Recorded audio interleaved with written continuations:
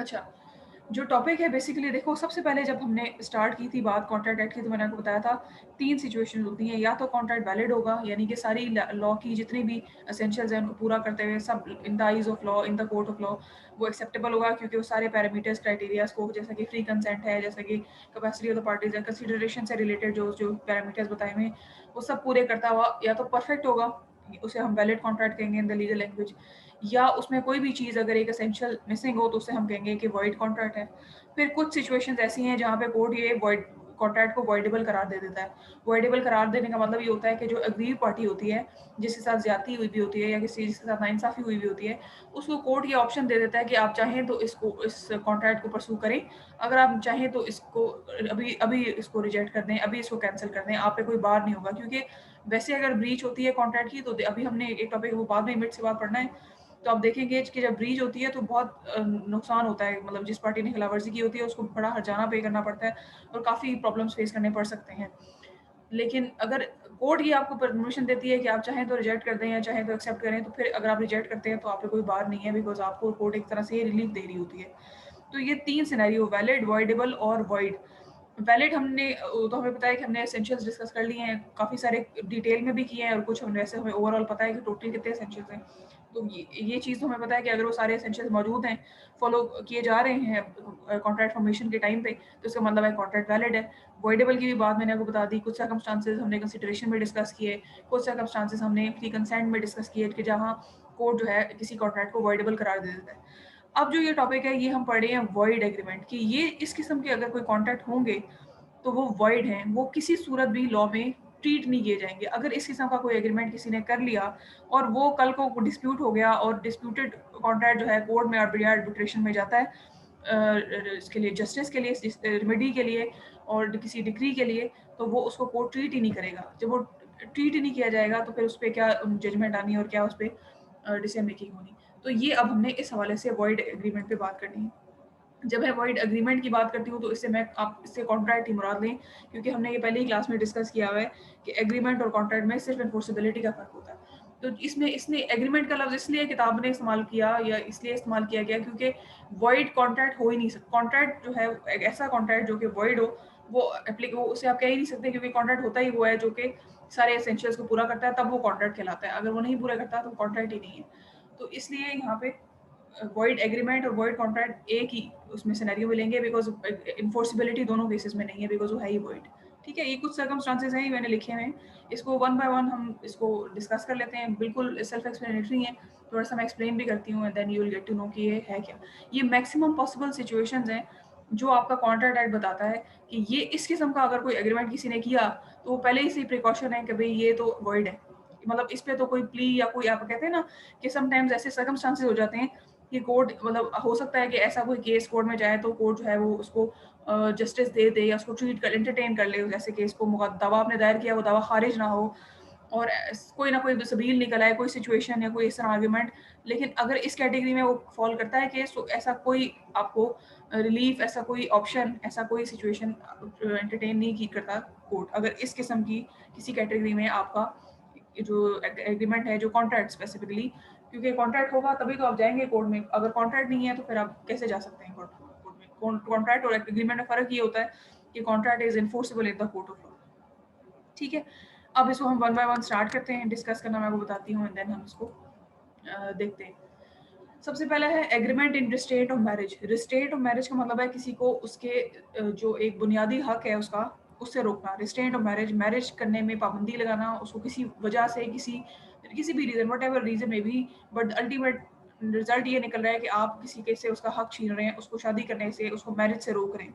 तो ये आपको लॉ ये बताता है कि every person has a right to marry a person of his choice. तो अगर कोई इस किस्म का एग्रीमेंट किया जैसे देखो ये एग्जांपल किताब में दी गई है आपकी कि ए जो है वो बी के साथ एग्रीमेंट करता है, उसके बदले में हो सकता है वो उसे कुछ ऑफ़र भी कर रहा हो या कोई भी सिनेरियो इस किस्म की चीज़ हो सकती है बिकॉज़ ऑब्वियसली कंसिडरेशन होती है।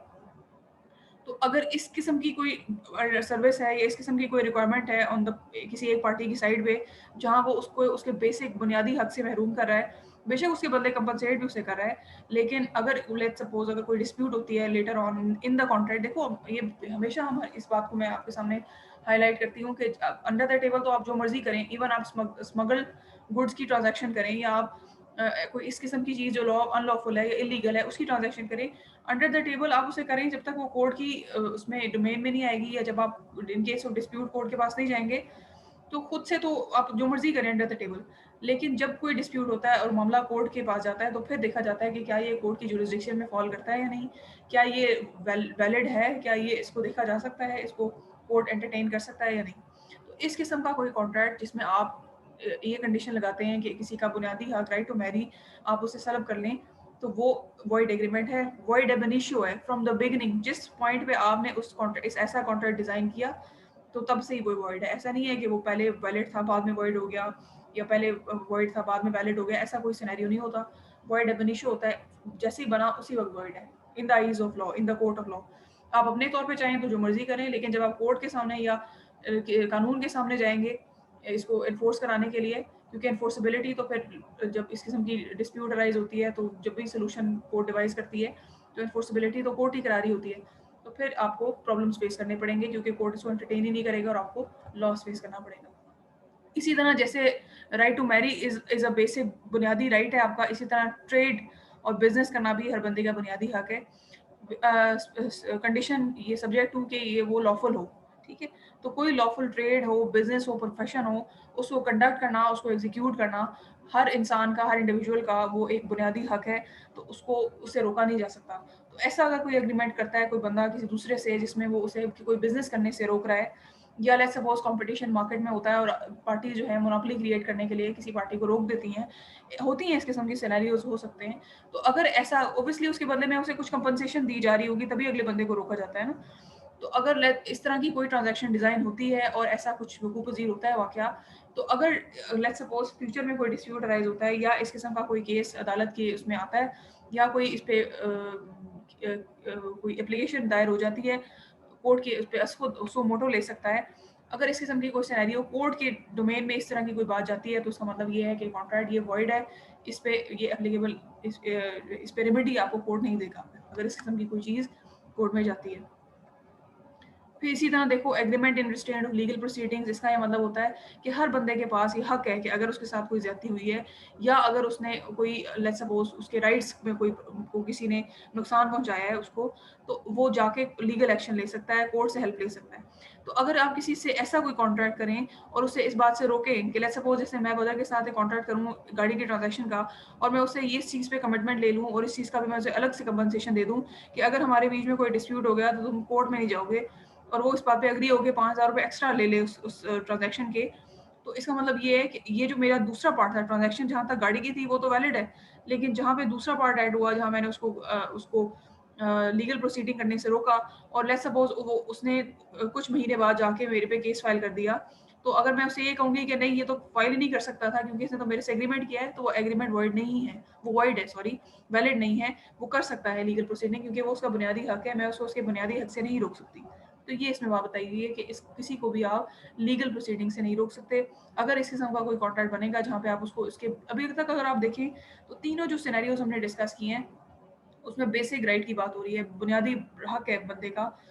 लीगल प्रोसीडिंग हो, राइट ऑफ मैरिज हो, रिस्ट्रेंट ऑफ ट्रेड हो, ये नहीं हो करना चाहिए। इस किस्म के रिस्ट्रेंट्स आर नॉट अलाउड।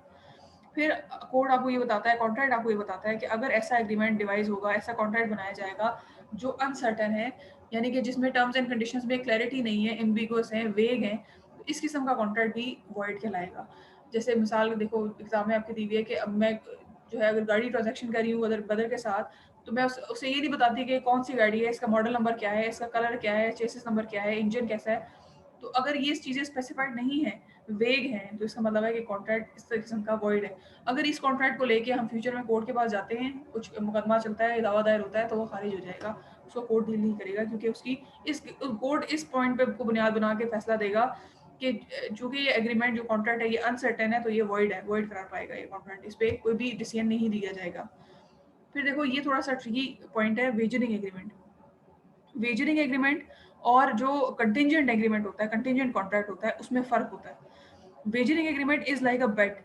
बेट आप लगाते हैं पैसों की, फॉर एग्ज़ाम्पल जैसे अगर ये बारिश हो गई या हमारी क्रिकेट टीम मैच जीती तो आपको मैं इतने पैसे दूँगी। ये बेट यही होती है ना? उसमें वो इवेंट पे आप बेट लगा रहे होते हैं कि अगर ये इवेंट हो गया, अगर बारिश हो गई तो आपको इतने पैसे मिलेंगे, अगर पाकिस्तान मैच जीत गया तो इतने पैसे मिलेंगे। यानी कि उसमें दोनों पार्टीज़ का जो फ़ोकस होता है वो उस इवेंट पे होता है। ऑन द कॉन्ट्ररी, और ये वाली जो चीज़ मैंने डिस्कस की जिसमें दोनों पार्टीज़ का फ़ोकस रेन पे है या दोनों पार्टीज़ का फ़ोकस पाकिस्तान के मैच जीतने पे है, यानी कि जो वेजरिंग एग्रीमेंट है, एक जुआ है एक तरह से, दैट इज़ नॉट अलाउड। ठीक है? दूसरी तरफ इसके ऑपोज़िट कंटीजेंट कॉन्ट्रैक्ट है। कंटीजेंट कॉन्ट्रैक्ट ये होता है कि हम ट्रांज़ैक्शन कर रहे हैं, मैं और ब्रदर आपस में ट्रांज़ैक्शन कर रहे हैं और हमारी जो ट्रांज़ैक्शन है that is valid, legal, lawful. हम किसी प्रॉपर्टी की ट्रांज़ैक्शन कर रहे हैं फॉर एग्ज़ाम्पल, या हम किसी जैसे फॉर एग्ज़ाम्पल हम मैं अपना कोई विल या कोई इस भी ट्रांसफ़र ऑफ प्रॉपर्टी की ट्रांज़ैक्शन मैं कर रही हूँ और मैं उसमें ये कंडीशन लगा देती हूँ, या मैं लेट्स सपोज़ अगर बिज़नेस ट्रांज़ैक्शन कर रही हूँ, मैं उसमें कोई कंडीशन लगा देती हूँ कि अगर इस साल फसल अच्छी हो गई तो आई विल ट्रांज़ैक्शन, मैं आपके साथ ये ट्रांज़ैक्शन एग्ज़ीक्यूट करूँगी। और ये मतलब उसकी कंडीशन किसी ऐसे इवेंट के होने या ना होने पे हमारा अगर कॉन्ट्रैक्ट डिपेंड कर रहा है, कॉन्ट्रैक्ट है जिसमें लेन-देन दोनों पार्टीज़ में मौजूद है और हम उसमें कुछ टर्म्स एंड कंडीशंस का इज़ाफ़ा कर रहे हैं, तो उसको आप कंटीजेंट कॉन्ट्रैक्ट बोलेंगे। लेकिन वेजरिंग एग्रीमेंट में आपका जो सारा का सारा दारोमदार है, जो आपके लेन-देन का, वो उस बारिश के होने पे या ना होने पे डिपेंड कर रहा है। यानी कि उसके होने पे या उसके ना होने पे आप जो है वो एक पार्टी दूसरी पार्टी को ये इसमें दोनों में अगर आप नोटिस करें तो कंटिजेंट में और वेजरिंग में फ़र्क ये है कि एक party is at loss. Wagering agreement में एक पार्टी जो है वो एट लॉस है, और लेकिन कंटिजेंट कॉन्ट्रैक्ट में अगर कॉन्ट्रैक्ट नहीं होता तो दोनों पार्टीज़ बरी हैं उससे। अगर हो जाता है तो दोनों पार्टीज़ को आपस में लेन-देन करना पड़ेगा। लेकिन अगर वेजरिंग एग्रीमेंट आप देखें तो उसमें अगर कोई इवेंट हो जाता है तो उसमें एक पार्टी विन सिचुएशन पे और एक party at at a loss है। ये बेसिक इसमें फ़र्क है। वेजरिंग एग्रीमेंट वॉइड है, ये अलाउड नहीं है इन द कोर्ट ऑफ लॉ। लेकिन जो कंटिजेंट एग्रीमेंट है, कंटिजेंट लायबिलिटीज़ का लफ्ज़ आपने सुना होगा, इस किस्म की जो चीज़ें ये होती हैं, ये वैलिड है। फिर ये इसी इसी की एक कंटिन्यूएशन में देखो contingent agreement, contingent of impossible event, कि कंटिजेंट कॉन्ट्रैक्ट जहाँ तक मैंने आपको बताया दैट इज़ फाइन। लेकिन अगर आप कंटिजेंसी लगाएँ या आप कंडीशन लगाएँ किसी ऐसे इवेंट की जो इम्पॉसिबल है, तो ऑब्वियसली इसका मतलब यही है ना कि आपने अगले बंदे को जिसके साथ आप कॉन्ट्रैक्ट कर रहे हैं उसको नुकसान पहुँचाना है, अनफेयर एडवांटेज लेना आपका मकसद है। तो कोर्ट कभी भी ये इस चीज़ को अलाउ नहीं करता कि आप किसी के साथ भी ज़्यादती हो और किसी के साथ भी अनफेयर ट्रीटमेंट किया जाए। तो ऐसा कोई भी एग्रीमेंट जहाँ पे आपने कंडीशन किसी ऐसे इवेंट पे लगाई है, जहाँ पे जो इम्पॉसिबल है, हो ही नहीं सकता और आपने उसको उसके साथ कोई एग्रीमेंट तय किया है, तो वो is that is not allowed, that is void in the eyes of law, in the court of law. अब जैसे देखो, A agrees to pay 1 lakh rupees to B, 2 parties हैं वो डिसाइड करती हैं कि मैं तुम्हें 1 लाख रुपए दूँगी अगर जो है सूरज निकलता है मशरिक की जगह मगरिब से। तो ये एग्रीमेंट वॉइड है। इस किस्म की एग्रीमेंट, एक तो ये इस सॉर्ट ऑफ वेजरिंग वाला एलिमेंट भी इसमें मौजूद है और इसमें इम्पॉसिबल इवेंट भी मौजूद है। तो ये इज़ नॉट अलाउड। ये जो है आपका लॉ जो कोर्ट है उसको डिटेन नहीं करता अगर इस किस्म के इवेंट में आप जाते हैं कोर्ट के पास। क्योंकि ये है ही वॉइड, इस पे डीलिंग फर्दर प्रोसीडिंग्स बनती ही नहीं है। ठीक है? तो ये इस किस्म की इसमें दूसरी एग्ज़ाम्पल जो है वो गोल्ड की दी हुई है। ये भी जो है वो इस sort of an impossible event, क्योंकि मैजिक और ये गोल्ड, ये सारी चीज़ें वो जैसे जैसे मैंने आपको एग्जांपल दी थी चाँद तारे तोड़ के लाने वाली, दैट इज़ इम्पॉसिबल थिंग। तो इस किस्म के जो मकसद समझाना इम्पॉसिबल इवेंट को एक्सप्लेन करना है इन एग्जांपल्स के थ्रू। तो ये सारे के सारे कुछ इंस्टेंसेस हैं जो हमने डिस्कस किए अभी। ये वॉइड एग्रीमेंट्स हैं। ये आपको मैक्सिमम पॉसिबल सिनेरियोज़ कोर्ट ने बता दिए कि ये एक आइडिया आपको दे दिया कि इस किस्म के सिनेरियो जो हैं वो वॉइड एग्रीमेंट हैं, वॉइड एब इनिशियो हैं, यानी कि from the beginning they are void ab initio, Latin term है। इसका मतलब होता है कि from the very initial stage जैसे ही कॉन्ट्रैक्ट बना वो उसकी नेचर वॉइड थी, वो वैलिड था ही नहीं। तो कोई ना कोई भी ट्रीटमेंट, कोई रेमेडी, कोई जस्टिस, कोई रिलीफ के का चांस बनता ही नहीं है कोर्ट में।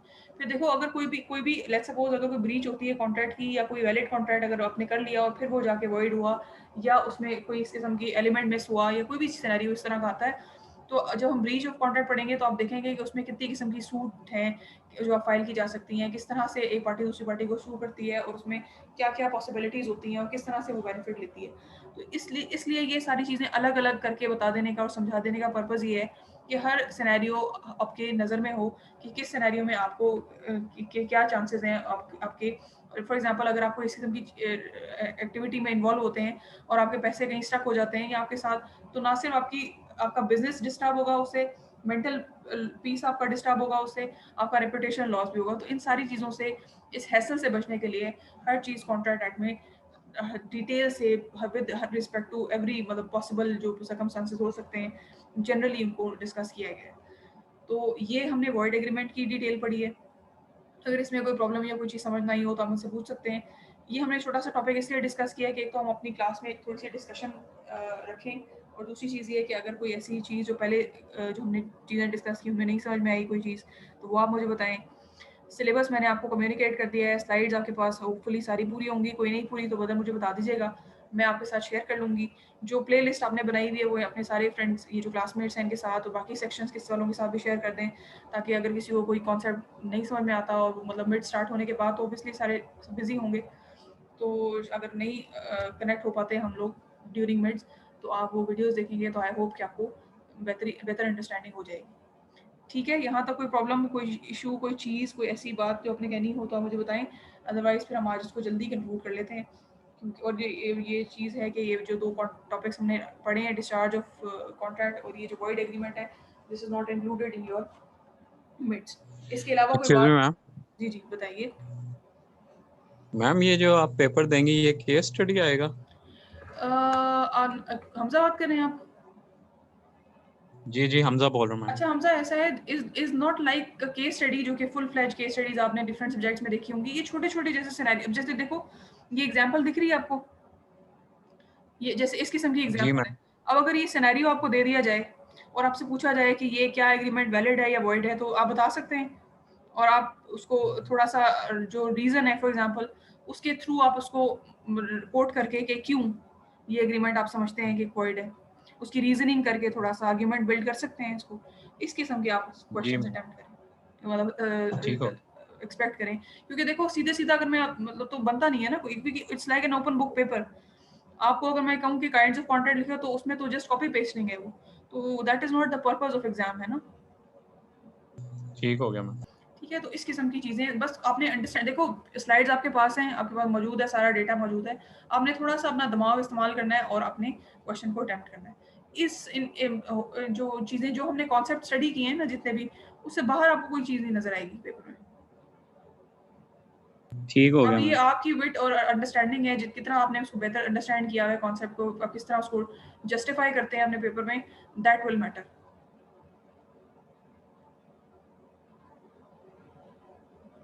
ठीक है? ठीक हो गया मैम। चलें, अब इसको देखिएगा, इसकी रिकॉर्डिंग भी मैं शेयर कर देती हूँ, बगैर इसको प्लीज़ आप अपलोड कर दीजिएगा। और ये सारी की सारी जो मैंने आपको बातें एडवाइज़ेज़ की हैं, इस सबको ध्यान में रखते हुए best of luck for your mid terms, ठीक है?